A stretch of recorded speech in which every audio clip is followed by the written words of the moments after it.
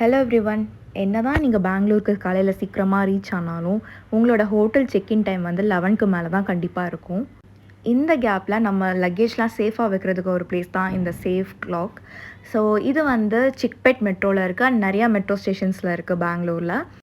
இது ரொம்ப சிம்பிளான ப்ராசஸ் தான். பேக் நம்மக்கிட்ட எவ்வளோ இருக்குங்கிறத பொறுத்து நீங்கள் எவ்வளோ பெரிய லாக்கர் வேணும் அப்படிங்கிறத டிசைட் பண்ணிட்டீங்கன்னா அந்த லாக்கர் ஓப்பன் ஆகிடும். ஸோ நீங்கள் உங்களோட லக்கேஜ்லாம் வச்சுட்டு க்ளோஸ் பண்ணிவிட்டு லாக் ஆகிடுச்சான்னு ஒரு டைம் செக் பண்ணிக்கோங்க. உங்கள் மொபைலுக்கு ஒரு கன்ஃபர்மேஷன் மெசேஜும் வரும்.